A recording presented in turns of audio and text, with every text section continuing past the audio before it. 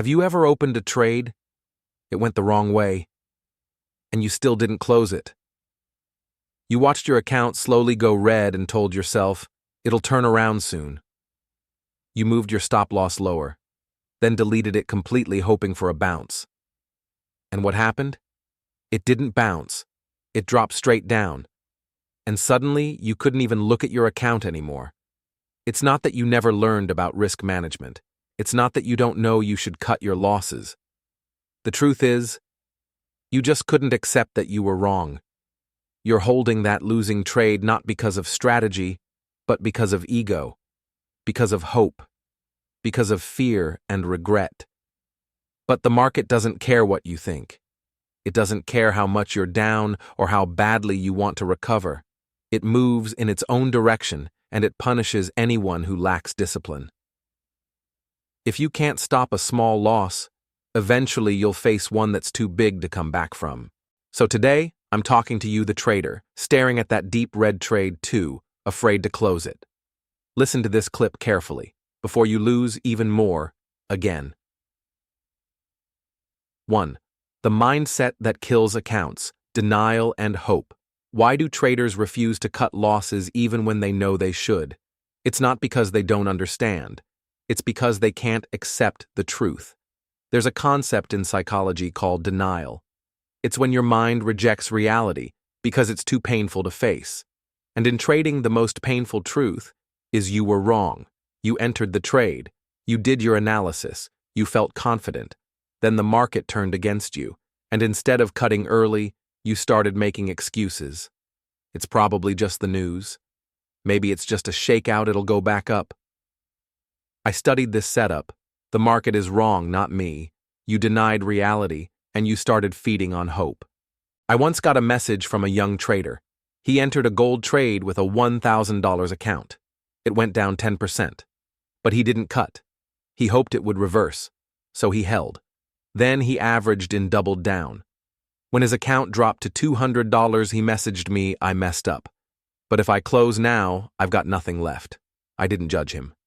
Because I've been there. Many of us have. You're not alone in your fear of losing, but you must have the courage to admit when you're wrong. None of us are right 100% of the time. Trading is a game of probabilities, of risks, of mistakes, and correcting them. And the fastest correction is cutting your loss. Losing money doesn't kill you. Being afraid to lose does. You can survive 10 small losses. But it only takes one oversized, undisciplined trade to blow up your entire account. Remember this, the market doesn't love you. It doesn't care how many times you're wrong. It just needs one moment of weakness to take everything you've got. 2. Cutting losses isn't failure, it's self-mastery. Have you ever heard someone say, I cut my losses and felt like a total failure? If that's how you feel, you're viewing the market through your ego, not through the lens of probability.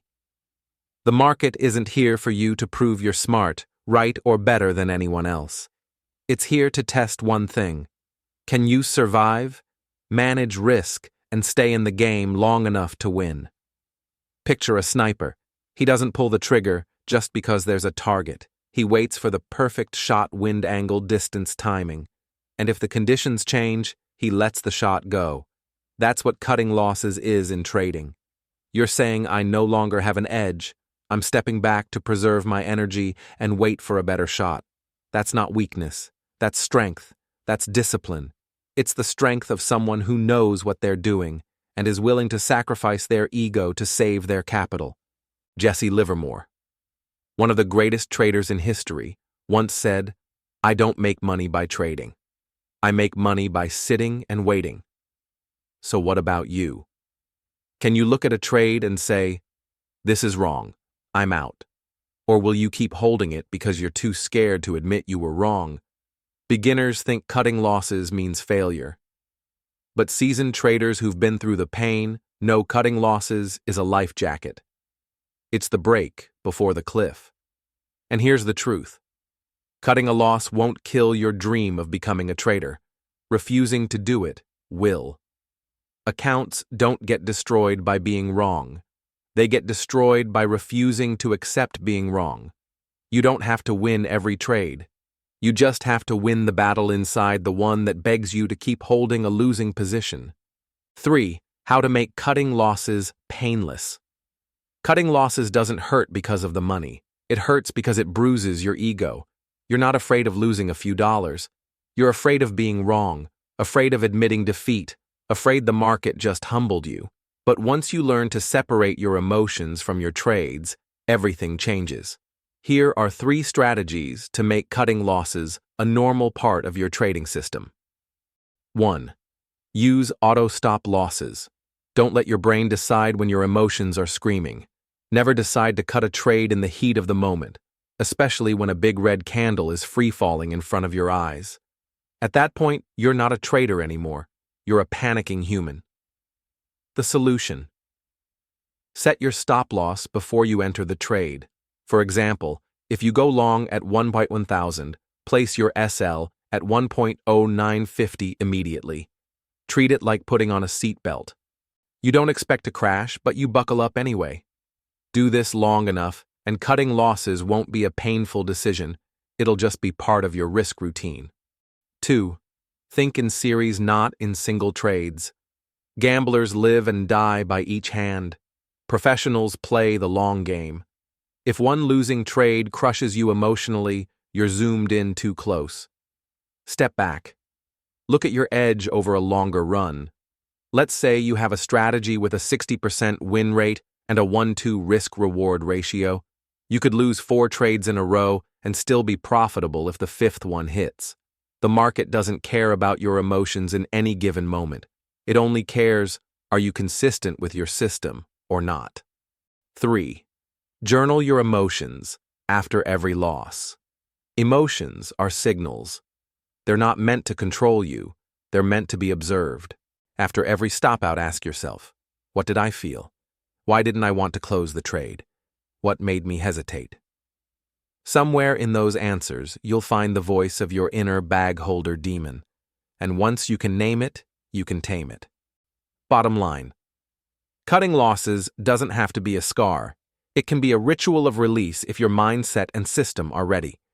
Remember, a pro trader isn't someone who never loses. It's someone who knows when to stop and actually has the courage to do it. 4. Conclusion. Cut your loss today to trade another day. The market will always offer new opportunities, but you won't be around to take them if you blow up your account today. Think back to the last time you refused to cut your loss. Did you truly believe the market would reverse, or were you just hoping that was the moment you stepped out of professionalism? You abandoned your plan, threw away your discipline, and left your fate to luck, something that never sides with traders. The market doesn't punish you for losing. It punishes you for not knowing when to stop. Cutting a loss is a mature decision. It's when you put the survival of your capital above your ego. Just like a pilot knows when to make an emergency landing, not because they've failed, but because they want to live to fly another day. If I cut my loss, I've lost. Wrong. If you don't cut your loss, you self-destruct. The truth is, winning or losing doesn't come down to a single trade. It's about the discipline you repeat over time.